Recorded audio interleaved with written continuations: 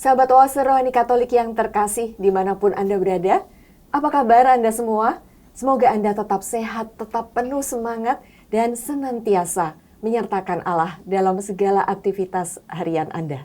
Senang sekali saya, Bernadette Esser, bisa kembali hadir dan menyapa Anda dalam acara Oase Rohani Katolik edisi hari ini yang juga diperingati sebagai peringatan wajib Santo Hieronymus, imam dan pujangga gereja.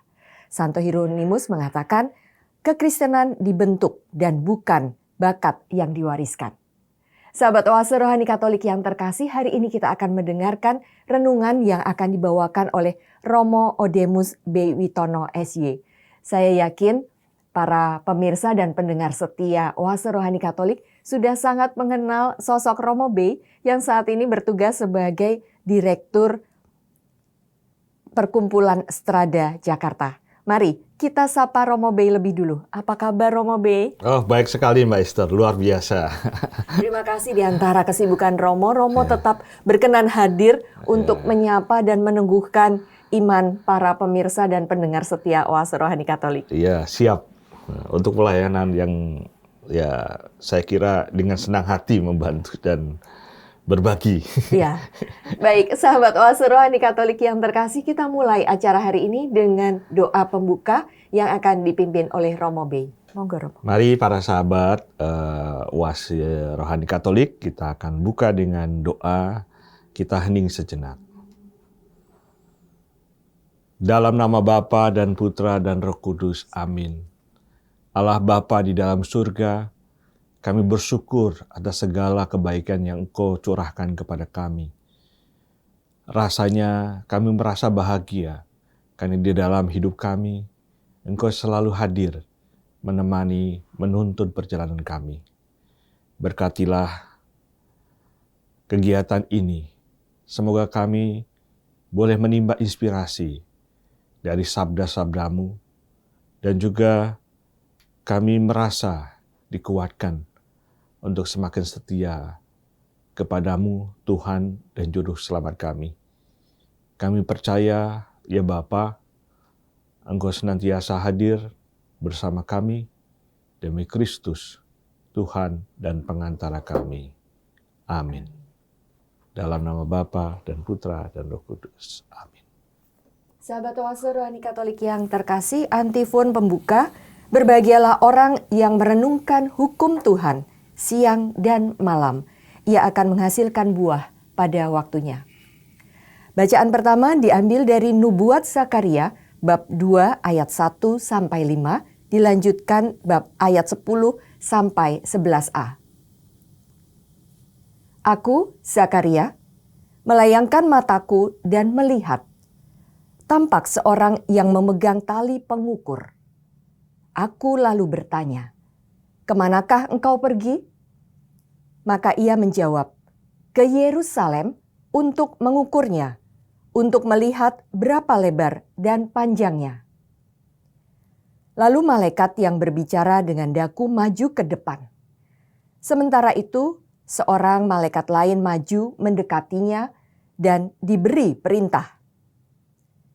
"Larilah, katakanlah kepada orang muda yang di sana itu, demikian, Yerusalem akan tetap tinggal seperti padang terbuka oleh karena banyaknya manusia dan hewan di dalamnya.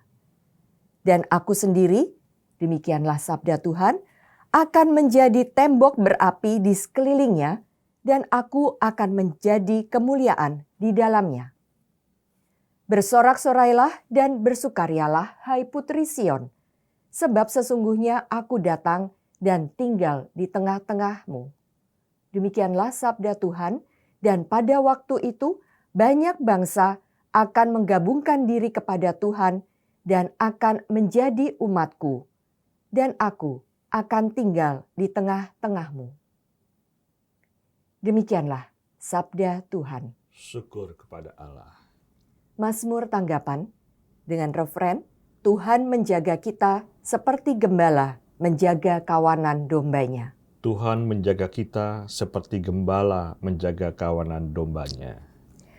Dengarlah firman Tuhan, hai bangsa-bangsa, Dan beritahukanlah di tanah-tanah pesisir yang jauh. Katakanlah, Dia yang telah menyerahkan Israel akan menghimpunnya kembali dan menjaganya seperti gembala menjaga kawanan dombanya. Tuhan menjaga kita seperti gembala menjaga kawanan dombanya. Sebab Tuhan telah membebaskan Yakub, telah menebusnya dari tangan orang yang lebih kuat daripadanya. Mereka akan datang bersorak-sorai di atas bukit Sion. Muka mereka akan berseri-seri karena kebajikan Tuhan. Tuhan menjaga kita seperti gembala menjaga kawanan dombanya.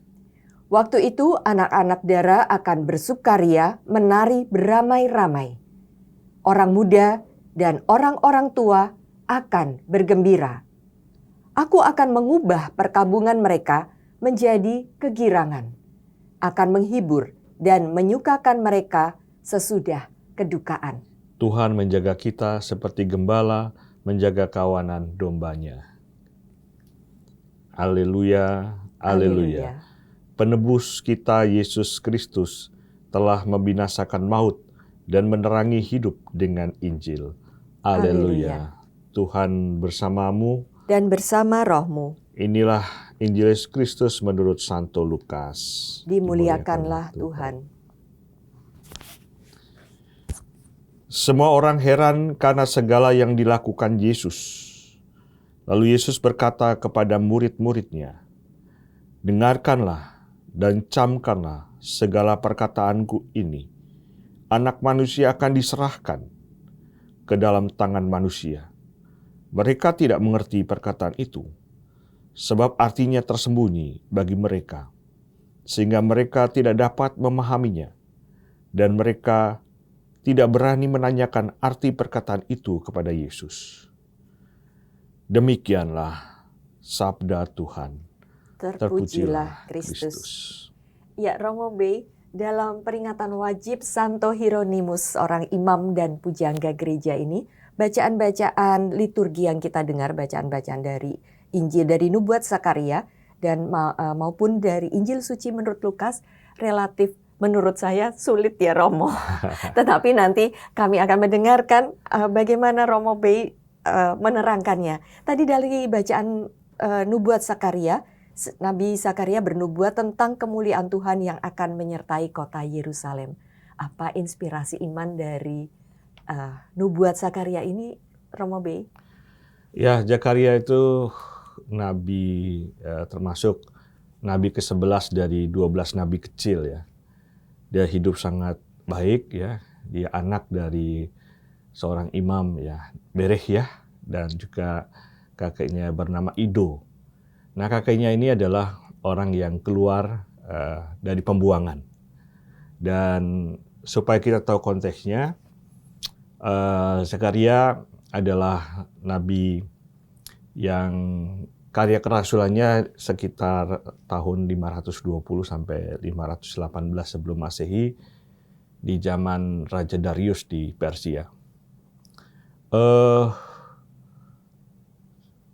Seperti nabi-nabi lain, karena dia seangkatan juga dengan Nabi Hagai, ketika selesai dari pembuangan, mereka punya kerinduan tentang kota suci mereka Yerusalem.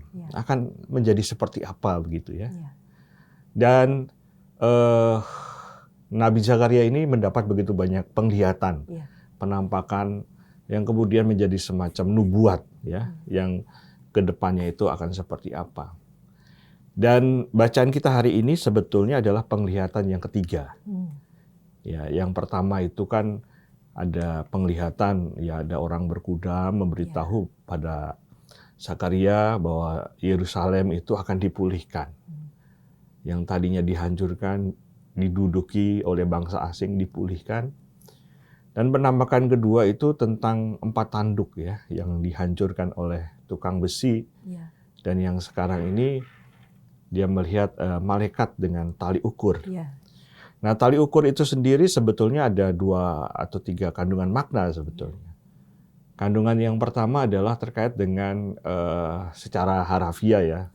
Biasanya tukang-tukang bangunan itu dia punya tali ukur untuk mengukur seberapa luas bangunan yang akan dibangun, kemudian berapa panjangnya kaso, kusen, dan sebagainya. Dia menggunakan tali ukur. Tetapi tali ukur itu juga bisa mengandung makna konotatif ya. Ada pemaknaan terkait dengan aturan-aturan atau batasan-batasan. Nah, saya kira batasan-batasan inilah yang kemudian mau diukurkan pada Yerusalem. Yang dulu Yerusalem sebagai tanah terjanji, yang tanda petik ya dikhususkan untuk bangsa Israel. Nah, tembok-tembok itu diukur ulang, kemudian dipatahkan dan menjadi padang yang luas sehingga siapapun, bangsa dari manapun bisa kumpul bersama. Jadi tidak ada lagi pemisahan antara orang Israel, orang Yahudi dan non-Yahudi. Tetapi mereka menjadi bangsa yang bersama-sama hidup berdampingan dan lain sebagainya. Saya kira kalau kita belajar dari Mikael Amalados ya, dia bukunya yang sangat bagus tuh Making Harmony. Ya, dalam perbedaan-perbedaan nada begitu ya. Tapi ketika dinyanyikan bersama-sama nada itu menjadi keindahan. Dan keindahan itu mau ditampakkan nampaknya oleh penglihatan Nabi Zakaria ini, yaitu Yerusalem yang baru. Yerusalem yang tidak eksklusif, tapi yang inklusif. Dan saya kira ini hal yang luar biasa ya, bahwa Allah itu memang bukan hanya untuk orang Israel, tetapi juga siapapun ya. Dan dalam kisah-kisah yang ditawarkan dalam sejarah keselamatan Israel pun akhirnya terbuka kepada setiap bangsa yang percaya kepada Dia. Maka saya kira bacaan ini meneguhkan kita. Toh kita bukan orang dari Israel ya, tetapi kita juga merasa dikuatkan bahwa kita yang mungkin berdosa ini, yang mungkin tidak ada keturunan nabi-nabi, tapi toh Tuhan mau selamatkan. Dan Yerusalem baru sebetulnya bukan hanya merujuk pada kota Yerusalem sekarang. Ya, bahkan Ignatius dulu mengubah ya, menemukan Yerusalem baru justru ada di Roma. Dari Roma kemudian tersebar kemana-mana kan, menjadi tanah terjanji di pelosok-pelosok ujung dunia. Dan kita masih ingat ya, dulu Yesus pernah mengatakan kalau ada 2-3 orang berkumpul dalam namaku, aku ada di situ. Saya kira pusat di mana Tuhan ada itu bisa di mana-mana sekarang ini. Melampaui batas-batas teritorial gitu ya. Dan saya kira ini refleksi yang bisa saya tangkap paling tidak dari apa yang dinubuatkan dari kitab Zakaria ini. Begitu. Iya, Romo Bey, terima kasih sudah membuka pencerahan, memberikan pencerahan kepada kami dan kami jadi mengerti apa yang hendak Zakaria katakan di sini. Benar Romo, Yerusalem yang baru tidak lagi terkotak hanya untuk bangsa Yahudi, bangsa Israel yang terpilih, tapi sudah terbuka dan semua orang diundang oleh Yesus. Karena keselamatan bukan hanya untuk orang-orang tertentu, tetapi untuk semua orang yang mau datang kepadanya. Ini kalau dalam skop gereja, artinya juga gereja membuka diri bagi semua orang ya Romo. Iya. Entah yang sedang bermasalah atau sedang mengalami goncangan, ada pendampingan dari gereja. Ya, saya kira benar ya, karena gereja itu kan juga menjadi kata kunci dari realitas dari kerahiman Allah itu ya. Allah yang Maha Rahim, Allah yang terbuka ya pada siapapun. Ya, saya ingat sih di Mazmur 139 ya, itu kan jelas-jelas dikatakan Allah sendiri yang merajut, yang menenun kita dalam kandungan ibu kita. Artinya kita hadir di dunia ini bukan karena ketelemparan dalam sejarah, tetapi karena ada pada dirinya Tuhan punya rencana yang luar biasa pada kita. Saya ingat itu dalam Roma 8 ayat 28. Di sana dikatakan, kita tahu sekarang bahwa Allah turut bekerja dalam segala sesuatu yang mendatangkan kebaikan bagi siapa saja yang dipanggil sesuai dengan rencananya. Dan kita adalah bagian dari rencana Allah dalam karya keselamatannya. Dan saya kira Dengan demikian siapapun bisa punya peran aktif di dalam gereja, di dalam kemasyarakatan untuk menghadirkan kerajaan Allah dengan perbuatan-perbuatan baik. Yerusalem ini kan, Salem itu kan damai. Kehadiran yang membawa damai, sukacita dimanapun kita berada. Kita bisa menghadirkan Yerusalem baru dalam kehidupan kita. Entah bermasyarakat, hidup menggereja, dan lain sebagainya. Begitu. Ya, betul Romo. Jadi kehadiran kita seperti yang Romo katakan tadi, seharusnya bisa membuka dan memperlihatkan Yerusalem yang merupakan kasih Tuhan di dalam diri kita ya Romo. Di sini sudah ditegaskan bahwa aku akan tinggal di tengah-tengahmu. Iya, betul. Jadi Allah itu hadir di tengah-tengah kita. Bahkan visi dari Immanuel itu ya, Tuhan beserta kita. Tuhan memang hadir ya. Dia tidak berpaku tangan jauh di dalam sana, tetapi dia hadir. Kalau kita baca 1 Korintus 3 ayat 16, dikatakan, tidak tahukah kamu bahwa kamu adalah bait Allah dan roh Allah tinggal di dalam kamu. Jadi dia tinggal di dalam baitnya, di dalam diri kita. Dia tinggal di dalam jemaat yang menjadi karya keselamatannya, dan dia hadir dalam gereja, dalam masyarakat, bahkan di dalam jalan-jalan yang kalau di dalam Nostra Aetate itu ya Tuhan melampaui apa yang kita pikirkan. Ya, dia bisa hadir dimanapun, lintas teritorial, lintas generasi, bahkan di tempat-tempat yang kita sendiri tidak paham. Tuhan bisa hadir di situ. Begitu. Ya, terima kasih Romo B atas pencerahannya dan peneguhan iman kita bahwa dengan Yerusalem yang baru melambangkan bahwa kehadiran Tuhan di semua tempat, di hati kita, dan keselamatan itu terbuka dan ditawarkan kepada semua orang. Kemudian pilihannya kembali kepada kita, apakah kita mau memenuhi undangan keselamatan dari Allah itu atau tidak gitu ya Romo? Wah iya, seharusnya Allah begitu amat baik.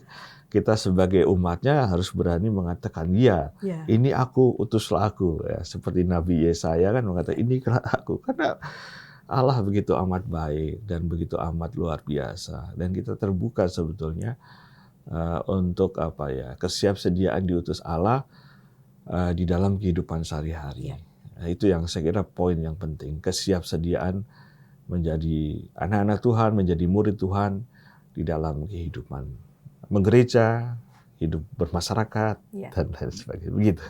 Baik, sahabat Oase Rohani Katolik yang terkasih, kita akan mengendapkan apa saja yang sudah Romo B sampaikan tadi. Apakah kita sudah membuka diri kita untuk karya Allah, karya keselamatan bagi sesama kita. Kita akan jeda sejenak dan kita akan kembali untuk mendengarkan renungan dan dialog iman dari Injil menurut Lukas bab 9 ayat 43b sampai 45. Jangan kemana-mana, tetaplah bersama kami.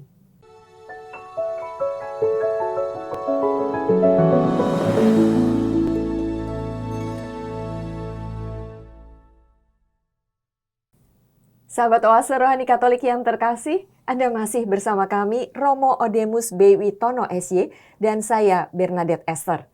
Jika Anda punya pertanyaan, hendak sharing iman, atau ingin berbagi kisah pengalaman Anda bisa menghubungi kami melalui email dengan alamat orkkaj2021@gmail.com atau mengirimkan pesan melalui WA dengan nomor 0881 0251 33438.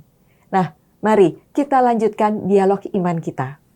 Romo B, tadi dari Injil Suci menurut Lukas, ini ayatnya cuma singkat Romo, 3 ayat saja ya. Tetapi dijelaskan di sini bahwa Yesus menubuatkan akan apa yang akan dialaminya, tetapi tidak dimengerti oleh murid-muridnya. Nah, inspirasi iman apa yang hendak Romo bagikan kepada kami? Iya, sebetulnya kan ayat-ayat ini konteksnya itu kan kalau diambil dari Lukas 9 itu ayat 1 dimulai dengan pengutusan 12 murid. Jadi pengutusan 12 murid itu kemana-mana gitu ya.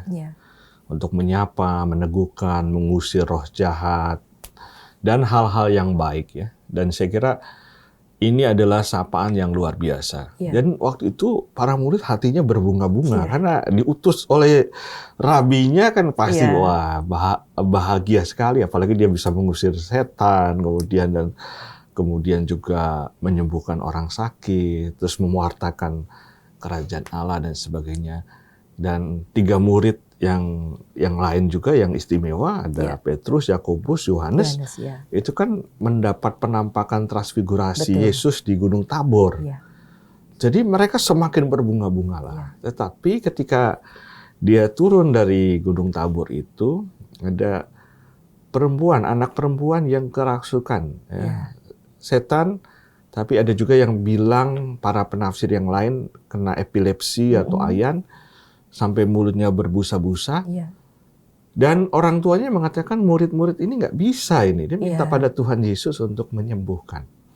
Dan kemudian Tuhan Yesus menyembuhkan. Dan sebenarnya dalam hatinya para murid, saya nggak bisa ya mengusir setan ya. Dan kalau kita baca teks paralelnya di Markus kan, yang jenis ini itu Nggak tidak bisa. hanya diusir, Iya. tapi juga dengan doa Dengan dan doa, puasa iya. dan sebagainya. Jadi ada pengalaman-pengalaman krisis juga. Satu sisi berbunga-bunga, krisis dan sebagainya. Kemudian setelah itu Yesus mengatakan secara eksplisit dalam teks ini ya, dengarkanlah dan camkanlah segala perkataanku, anak manusia akan diserahkan. Jadi ada semacam kontradiksi. Awalnya mereka berbunga-bunga, mereka senang, sedikit mengalami krisis, tiba-tiba Yesus bicara tentang anak manusia akan diserahkan ke tangan manusia. Iya. Yesus diserahkan ke tangan manusia. Dan kalau ini dikatakan sebetulnya, kalau kita sudah membaca seluruh isi Alkitabnya kan, Injilnya itu mengarah pada Yerusalem, kemudian Golgota, penyaliban dan sebagainya. Tetapi kan pada waktu itu ya para murid ya Euforia, belum menyambungkan ini, nggak mudah ini. Bahkan memang itulah cara Yesus untuk mendidik. Iya. Ya, bahkan dalam teks-teks yang lain, ketika Yesus mengatakan kepada para murid, kamu jangan sebarkan ya dan sebagainya. Atau dia menghardik setan ya. Iya. Saya tahu bahwa itu setan sebetulnya ingin meng-skip supaya orang tahu bahwa dia adalah Mesias, Juru Selamat dan sebagainya. Iya. Makanya Yesus kemudian mengusir setan itu dan kemudian pergilah dia. Artinya sejarah keselamatan itu memang dilakukan tahap demi tahap. Iya. Jadi bukan ujuk-ujuk langsung pada kesimpulan, ya kan? Ujuk-ujuk tiba-tiba langsung Golgota dan sebagainya. Yesus ingin proses itu sungguh-sungguh ada pengendapan dan dinamika murid-murid itu mengalami naik turun. Ya, kita sadar betul ketika di Getsemani kan akhirnya Petrus murid yang dikasihi meninggalkan Yesus. Itu kan akhirnya Yesus sendirian begitu di Getsemani. Ya, murid yang dikasih semuanya pergi, semuanya bahkan Yudas mengkhianati dan akhirnya dia dikhianati dan kemudian akhirnya ditangkap dan disalibkan. Kalau itu sejak awal sudah diceritakan secara gamblang di sini, saya kira misteri keselamatan itu tidak lagi genuine ya, karena semuanya sudah ada seperti skenario. Padahal prosesnya itu kan kita tahu bahwa ketika manusia diberikan kebebasan, potensi-potensi yang tidak terjadi ini bisa aja terjadi. Ya, bisa jadi dalam proses karya keselamatan itu ketika diuraikan secara panjang lebar di sini, ya ternyata kok tidak paralel dengan apa yang dikatakan. Saya kira kan Yesus itu betul-betul sangat hati-hati, tahap demi tahap. Sampai akhirnya nanti setelah kebangkitan, para murid mengerti bahwa anak manusia diserahkan pada kedosaan manusia, bahkan dia disejajarkan dengan para penjahat di Golgota, disalibkan, ditikam lambungnya. Ya, itulah tanda bahwa Yesus pernah mengatakan seperti domba yang dibawa ke pembantaian. Ya, Yesus menyerahkan diri pada karya yang tidak mudah ini, yaitu menyelamatkan manusia dengan darahnya yang tercurah di kayu salib. Ini luar biasa ini. Betul, Romo. Tadi Romo menyinggung Lukas yang bab 9 kalau kita baca dari awal ya Romo. Saya jadi ingat Yesus itu juga berulang kali nih ngomong Romo di Lukas 9 ayat 23. Setiap orang yang mau mengikut aku, ia harus menyangkal diri, memikul salibnya setiap hari dan mengikuti aku. Ya. Nah ini saya kerap kali seperti para rasul ini nggak mudeng Romo. Lalu yang saya pilih adalah cenderung menghindari penderitaan dan mencari aman Romo.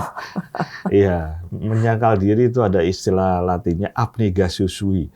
Jadi menyangkal diri itu ya artinya sebetulnya kita punya keinginan-keinginan daging. Ya. Nah, bagaimana keinginan-keinginan daging ini bisa kita kita proses sedemikian rupa sehingga bukan itu yang kita pilih. Ya. Akhirnya kita memilih bukan kehendakku yang terjadi. Ya. Melainkan kehendak mulai yang terjadi. Itu ya poinnya sih. Dan kalau kita mendapat rahmat lebih, makanya kita kan memohon ditambahkan iman kita. Betul. Ya. Supaya apa? Supaya kita mantap dalam mengikuti Tuhan. Sehingga ketika berhadapan dengan HTHG, hambatan, tantangan, ancaman, gangguan, ya, di dalam nama Tuhan Yesus kita diteguhkan dan dikuatkan. Dan saya kira kesulitan itu mestinya meneguhkan ya, menguatkan. Kalau ini dipakai ya, mau mengikuti Yesus harus menyangkal diri dan sebagainya, ya mudah-mudahan itu menjadi doa kita. Ya. Saya mau tanya Mbak Esther, pernah memohon doa kesulitan hidup? Tidak pernah, Romo. Itu sekali-sekali coba itu. Berat sekali, Romo itu. Hidup ini sudah sulit kok bisa mohon kesulitan hidup. Saya bersyukur ya, ketika ingin memanggul salib begitu ya, berdoa itu, entah kapan ya Tuhan langsung kasih kesulitan. Dan ternyata kesulitan itu mendewasakan dan sebagainya. Dan itu kalau dalam konteks Ignatius Loyola, di Las Torta dia mohon kepada Bapa loh. Yeah. Mohon ikut memanggul salib. Yeah. Itu kan sebetulnya mohon kesulitan itu. Betul. Memanggul salib bersama Yesus yang sedang memanggul salib. Yeah. Dan saya kira ini poin yang tidak mudah. Tetapi kan sekali lagi dalam konteks bacaan Injil hari ini, proses itu harus betul-betul dikunyah ya oleh para murid sampai nanti mereka bisa menyimpulkan, oh ini loh peristiwa Golgota itu pernah dikatakan oleh Yesus setelah dari Gunung Tabor gitu kan. Ya, camkanlah ya Yesus ya anak manusia diserahkan ke tangan manusia yang berlumuran dengan dosa dan kesalahan itu, kemudian mereka teriak, salibkanlah dia, teriak, bunuh dia dan sebagainya, bahkan akhirnya dibawa ke Golgota, disejajarkan dengan para penjahat. Ini kan peristiwa historis dan juga sekaligus peristiwa iman ya. Betul. Akhirnya kita bisa melihat bagaimana perjuangan Yesus. Saya masih ingat kata-kata Yesus. Tidak ada kasih yang lebih besar daripada kasih seseorang sahabat yang menyerahkan nyawanya bagi sahabat-sahabatnya. Seseorang yang menyerahkan nyawanya bagi sahabat-sahabatnya. Dan dia tunjukkan itu. Penderitaan, jalan Via Dolorosa menjadi jalan berkat untuk kita. Begitu. Ya, Romo, dalam ayat yang 45 tadi dikatakan, mereka tidak mengerti perkataan itu sebab artinya tersembunyi bagi mereka. Nah, ada kata tersembunyi nih Romo. Biasanya kalau yang tersembunyi saat itu kan sebenarnya ada, tetapi tidak nampak atau belum terlihat. Dan tadi Romo sebenarnya sudah menyebutkan ketika Yesus sudah ada di Kalvari, sudah selesai menuntaskan seluruh penyelamatan manusia. Murid-murid kemudian mulai paham, begitu ya Romo. Jadi memang ada waktunya ketika semua akhirnya terbuka ya Romo. Iya, karena dalam teks yang lain juga Yesus kan banyak menggunakan perumpamaan ya. Supaya yang punya telinga, punya hati dan sebagainya bisa mendengar, bisa mencecap-cecap. Memang ada proses di balik itu. Dan Yesus banyak kata-kata kunci ya, sebetulnya clue-cluenya itu mengarah nanti pada Golgota. Maka kan setelah ini kan dia memandang Yerusalem.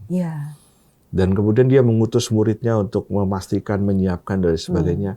Sehingga peristiwa anak manusia itu diserahkan kepada tangan manusia itu akhirnya mengarah ke sana. Jadi Yerusalem ini yang ditatap Yesus adalah inilah jalan keselamatan bagi umat manusia. Dan dia lakukan itu. Walaupun dia sendiri mengalami pergulatan di Getsemani ya. Sampai dia keluar keringat, kalau dalam Injil Lukas itu keringatnya seperti butiran-butiran darah gitu ya. Dan ini luar biasa. Jadi sesuatu yang tersembunyi kalau itu tersingkap, itu akan menjadi memori yang kuat. Betul. Ya, contohlah, misalnya Mbak Esther kehilangan cincin atau batu atau mungkin perhiasan atau mungkin suatu benda yang sangat berharga. Kok hilang? Dicari-cari sampai mengundang RT, RW, polisi dan sebagainya. Setelah itu akhirnya tersingkap, ya, bahwa yang berharga itu ada di misalnya di salah satu lemari atau salah satu sudut. Kan pasti pengalaman itu akan diingat. Betul. Ya, kata-kata Yesus itu oleh para rasul itu sebetulnya mereka mencatatnya dalam batin. Bahkan kalau kita lihat Matius, ya, kemudian Yohanes itu menuliskan kembali kisah-kisah apa yang dikatakan Yesus, apa yang dialami Yesus, dan kita perlu sadar betul karena daya ingat orang-orang di zaman Yesus itu luar biasa. Ya, mereka kan sekarang tidak ada TV, tidak apa, tapi perkataan itu sesuatu yang diingat. Bahkan kalau kita lihat perkamen-perkamen di yang tertulis, ya.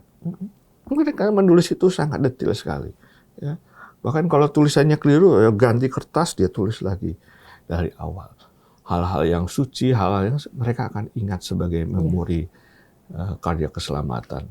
Maka sesuatu yang tersingkap di awalnya itu akan menjadi ingatan yang kuat bagi orang Yahudi. Bahwa ternyata peristiwa keselamatan itu bukan begitu saja. Ada rencana Tuhan yang diproses sedemikian rupa sehingga mengalami kematangannya di Golgota, kebangkitan, dan kemudian dia naik ke surga. Itu sekira Mbak Esther. Iya.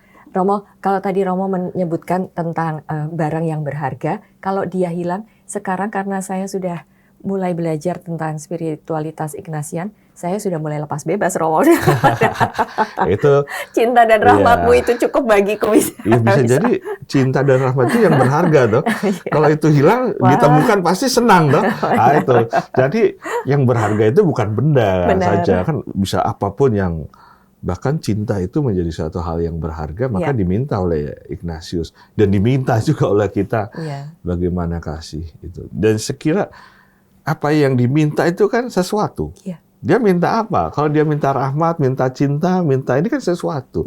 Dan sesuatu itu kalau itu ditemukan yang dulunya tersingkap, ya, bahkan ada orang yang rela meninggalkan semuanya.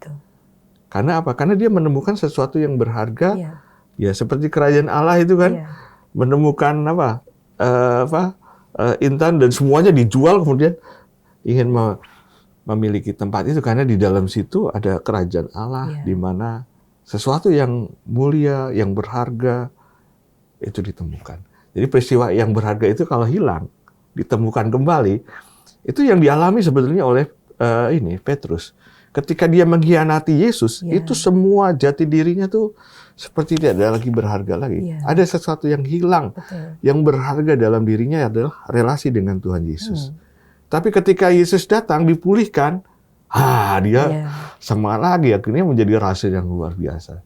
Jadi barang berharga itu lebih arahnya ke situ, Mbak Esther. Ya, Romo, berarti kalau misalnya kita belum mengerti atas suatu kejadian, tidak sibuk dengan bertanya ya Romo, tetapi mungkin bagus juga bila kita membangun sikap pasrah kepada Yesus. Jadi ingat tantum ergo, Romo. Kalau indera tidak mampu, iman jadi tumpuan. Iya, karena Rasul Paulus pernah nyinggung ya, ketika kita tidak tahu lagi harus berdoa seperti apa, Roh Allah sendiri yang akan menyampaikan keluh kesah kita kepada Tuhan. Dan Allah sendiri mengerti apa yang kita butuhkan, bukan apa yang kita inginkan ya. Karena kalau apa yang kita inginkan ya tadi itu natural atau natural mengarah kepada keinginan-keinginan duniawi, keinginan-keinginan badan dan sebagainya. Tapi kalau bicara tentang kebutuhan, ya Tuhan tahu kebutuhan kita apa dan sebagainya. Maka mintalah, maka Tuhan memberi. Ketuklah, maka pintu akan dibukakan. Saya kira termasuk kalau kita minta Roh Kudus dalam doa-doa kita, Dia akan memberikan kita Roh Kudus, Roh keselamatan. Saya kira yang tersingkap, yang tersembunyi, dan teks bacaan ini luar biasa sekali. itu menjelaskan kepada kita bahwa karya keselamatan itu memang sungguh-sungguh dirancang oleh Tuhan sedemikian rupa dengan sangat amat baik sehingga akhirnya kita sungguh merasa ditebus. Bukan karena ketidaksengajaan, tetapi karena memang Tuhan mengulurkan tangan untuk keselamatan kita. Begitu. Ya, terima kasih sekali Romo B sudah meneguhkan iman kami. Ya, sahabat Oase Rohani Katolik yang terkasih, jika saat ini Anda sedang kehilangan harapan dan belum memahami apa yang terjadi dalam hidup, sebaiknya kita tetap berserah diri kepada Tuhan, dan bila tiba saatnya nanti, Tuhan akan menyingkapkannya kepada kita. Dan itu semua ada karya keselamatan di dalamnya. Begitu ya, benar. Tunggu saja kadang. Semuanya ada waktunya. Betul. Dan indah pada waktunya. Saya kira itu poin penting. Ya. Sahabat Oase Rohani Katolik yang terkasih, hari ini juga merupakan hari terakhir dalam bulan Kitab Suci Nasional. Tetaplah setia membaca Kitab Suci setiap hari. Seperti yang dipesankan oleh Paus Fransiskus. Tuhan berbicara dan hadir dalam lubuk hati kita melalui Kitab Suci. Dia berbicara kepada kita dalam doa. Belajarlah untuk menghadapnya dalam keheningan, membaca dan merenungkan Alkitab, khususnya Injil. Berbicara dengannya setiap hari untuk merasakan kehadiran cintanya. Sahabat Oase Rohani Katolik yang terkasih, kita sudah berada di penghujung acara. Kita akan mengakhirinya dengan doa yang akan nanti dipimpin oleh Romo B, dan berkat Allah juga akan diberikan oleh Romo B. Monggo Romo. Ya, saudara-saudari Oase Rohani Katolik yang berbahagia, mari kita tutup dengan doa, kita hening sejenak.